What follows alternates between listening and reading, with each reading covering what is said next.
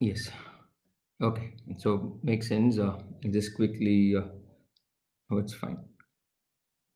So we are looking at the direct access amendment law. Thanking Sundar and Jugal. Some of the terms, yes, as we were looking at friends. So the incentives are now have been specifically provided for Cat 3 AF, a reform which was long pending, and then rationalization of surcharge, residential status, Vivace, Vishwas, faceless assessments, and other amendments, and what is likely to happen. We were just looking at the benefits which were made available for Cat 3 AIF, predominantly from the fact that if they are based out of the gift city and they make investments abroad and they have foreign income, those incomes will not be taxed in India.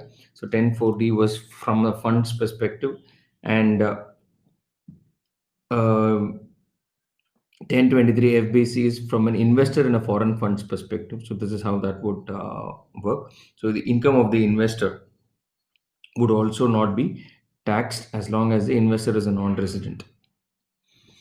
Now, if you look at the tax on Cat 3 AF, now this is where the situation gets slightly different. So, 1040 was a scenario where the AF, Cat 3 AF, located in Gift City, has foreign income, income from foreign securities. Uh, Such income will not be taxed because the zone where the AF is located is deemed as an offshore as far as India is more like an SEZ. Now, 1023 FBC spoke about what happens when an investor, non-resident investor, makes an investment. Now, 115 AD looks at a scenario where the fund which is located in an SEZ, sorry, which is a gift city, if that makes an investment in India, in mainland India, then what happens? A concessional rate of tax has now been provided. Any income from securities, be it interest or whatever you call it, will be taxed at 10%. The TDS will be 10%. And capital gains, short-term capital gains will be at 15%. Long-term capital gains, I mean, and on specified equity instruments will be at 15%. On other securities will be treated as 30%, and long-term capital gains on securities would TDS would be at 30%. Again, if you look at it, friends, this provision shall apply only to the extent to which the income that is attributable to the units held by non-residents. Because anyway, not being a PE of a non-resident in India, in which case it becomes Indian income. So then there's a separate code of taxation for that. So here, what we are saying is, if a fund, a Cat 3 fund, is located out of Gift City, that fund makes money from outside India, it won't be taxed, it's exempt. If that fund makes money from within India, then it will be taxed in accordance with 115 AD. Similarly, as far as the investor is concerned, if the investor is a non-resident, we don't need to worry about it, because as long as a fund pays tax on Indian income and does not pay tax on foreign income, the non-resident gets the money without any withholding. But if it's going to be Indian income and the fund pays tax on that, and the owner is and the investor is a resident Indian, then the provisions of 11580 will not apply to that extent, because it also gets taxed in the hands of the investor. Alternate minimum tax will also not apply, because this is a problem with most units. Even if you would see in institutions which are based out of special economic zones, the biggest challenge for them on a 10A, the relief is, as much as the law gives them exemption, you are asked to pay 20% tax, I mean, 18.5 plus surcharge. So that makes it impractical. It's a cash flow issue. The department makes more money upfront, and the SSC, we don't even know whether will be eligible to claim these tax credits over a period of time. So not having AMT is a welcome step. Next, reduction of surcharge on dividends. Uh, Finance Act 2020 reintroduced surcharge on dividend taxation, but what happened was, there was a lot of hue and cry from the resident investor, because what happens, the resident investor no longer gets the 20%, he gets to pay tax as per the slab. For the non-resident investor, the money goes out, there is a 10% withholding or 15% withholding in most of the treaties. But the challenge comes now for FPIs is, what if they receive dividend income and that is more than 5 crores? They end up paying surcharge at that maximum rate. We have that 37 40% surcharge rate. So the provisions now got amended to say only in the case of FPIs, Okay, the bill proposes to reduce surcharge rate to FPIs uh, from whatever is the slab applicable, and it's going to get capped at a maximum rate of 15%. So that's a great relief for them. But in a year in which I don't think companies are struggling to make profits, I mean, dividend may not be in their priority list, but at least for now, this would be the case. But in future, this provision will be a big enabler for participation in the stock markets in India. Now, as far as residential status is concerned, friends, you saw Section 6 go through a lot of amendments, lot of chaos some time back. And the challenge as far as Section 6 even now is concerned, there are too many permutation combinations. When someone comes, it is 120 days, someone leaves, it is 180 days. And if you don't pay tax in any other country, the number of days don't matter for as far as your domicile is concerned. So it's a huge controversy. We can talk an entire day about Section 6. I'm not getting into that. What have they done here? So one of the provisions of Section 6, as far as non-resident individuals taxation is concerned, says that an Indian citizen or a PIO, person of Indian origin, having a total income exceeding 15 lakhs, excluding income from foreign sources. Okay. Now, in such a case, the bill says that the Finance Act says that he shall become a not ordinary resident if the number of days stayed in India is 120 days or more. It's reduced from 182 days. So, but he will still be a resident. That was the provision. Now the question comes whether such an individual need not be based out of India and comes to visit to India, will it trigger this rule? So the bill now clarifies that the new rule shall apply only to an Indian citizen or a PIO who, being outside India, visits India.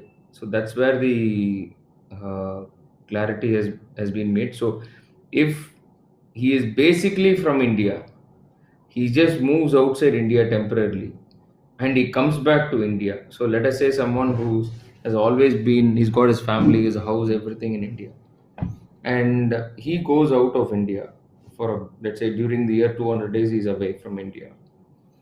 And in such a scenario, what happens is, let's say he gets out for 200 days or 250 days and then comes back to India and he stays for less than 120 days. The interpretation now is, so he's an Indian citizen, he's a person of Indian origin, he may not get the relief of this 120 days. He would still be, this provision will not apply to such a person. So the 182-day clause is what will apply in such a scenario. Similarly, when you look at an Indian citizen having Indian income more than 15 lakhs and he's not liable to tax in any other country, the law says that he shall be deemed as a resident of India. But classic is all your marine engineers, so they are not taxed anywhere because they don't stay in any one place. They are basically in international waters. Now, the issue is whether the individual, otherwise being a resident under normal route, would get covered by the deeming fiction. A clarity has come that the bill has clarified this would not be applicable to individuals who are residents under normal rule. There's no need to deem someone as a resident when he's already a resident in India. Next, clarification from what is foreign source. If you look at this 15 lakhs, everywhere that 15 lakh excluding income from foreign sources, they have clarified that foreign sources shall not include income which is deemed to accrue or arise in India. Section 9 deals with income which is deemed to accrue or arise in India. So with that backdrop, it is now clarified what is foreign income, because in many cases, classic example is, let's say, a foreign company which has, or an individual who's living out of, say, US, has a fees for technical services income from India, and there is a withholding which gets paid. Now, is this Indian income or foreign income? So that's why it very clearly says, even though you stay outside India and you render service to an Indian entity, and there is a withholding which happens in India, which effectively means it comes under the ambit of Section 9. So, under such circumstances, it would still be deemed as Indian income, and that would be taken for the purposes of considering this 15 lakhs. Vivad Se Vishwas Act, there was a time frame which was uh, mentioned as far as that particular legislation is concerned. So the bill proposes to extend the last date for making the first tranche under the Vivad Se Vishwas Act without any additional 10% penalty as 31st of December 2020. And it further proposes that second tranche, which will be from Jan, uh, on or after Jan 21, but before the last date for availing the benefit, which is again we are waiting for that notification to happen, shall attract an additional amount of 10%. The bill also proposes to extend the due date for compliance falling due under this act between 20 March 2020 to 30th December 2020 till 30th December. So the compliance time frame is now being extended till 31st of December. So technically, what we are now seeing is this is more. This was already mentioned. We just giving a legal sanctum to this time frame. This was expected. Faceless assessment scheme, which is in place for various assessment provisions under the Income Tax Act.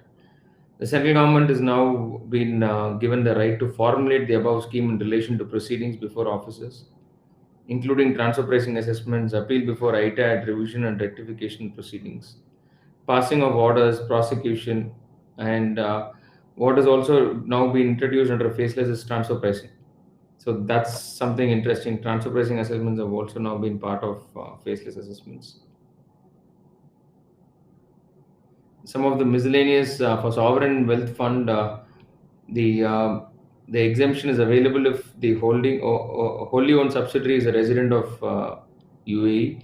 The bill proposes that instead of UAE, the wholly owned subsidiary should be a resident of Abu Dhabi because it was specifically introduced for Abu Dhabi Investment Authority. Similarly, for charitable funds, then the Finance Act of 2020 said with effect from June 2020, uh, the new registration should be in place. So now that's been pushed to 1st of October, and the bill now further pushes that to 1st of April 2021. So the old registrations will now stand effective till 31st of March 2021. So we don't need to worry about getting the registrations in place effective 1st of October this year. So, and penalty for failure to furnish statements and issue certificates by specified entities and institutions from 10,000 to 1 lakh. And so, which again, it came for similar charitable trust contributions going forward, were supposed to apply based on mechanism similar to Form 26A, is where the donor, the recipient will upload, and the donor would make the trust claim the trust benefits on that basis. And that's again pushed till from 1st of June. It's now been pushed till 31st of March. 35 AC projects, the powers are now delegated to Principal Chief Commissioner of CIT, and for the purpose of monitoring and withdrawal of benefit. 263 and 264 dealing with revision of orders which are favorable to the revenue or the SSC. The powers have been now provided to Principal Commissioner, Chief Commissioner, and Chief Commissioner for examining the records, modify or cancel or direct a fresh assessment. 133A, as far as survey is concerned, the bill is proposed that approval has to be obtained from Principal Director General or Director General or Principal Chief Commissioner or Chief Commissioner for the purpose of taking action against non-cooperating persons. And if we take the scope of Income Tax Authority, the ITA shall now include authorities only who are subordinate to the Principal DGIT or DGIT investigation or Principal CCIT or CCIT TDS. So where we are now, at the highest level, if you look at faceless assessments becoming a reality, is a welcome move. Including transfer pricing also looks interesting, but we'll have to wait and see what the provisions, how they are going to pan out in reality. Reduction of surcharge on dividend income of FPIs and extension of tax incentives to AIFs are great initiatives in the right direction. Again, deferment of charitable trust benefits are also welcome because most of the trusts have very lean infrastructure. So this makes it uh, really heartwarming for them to survive and move on. So these were some of the thoughts, friends. Catch up again sometime later on a conversation of relevance. Thank you for your time, and let's see you soon.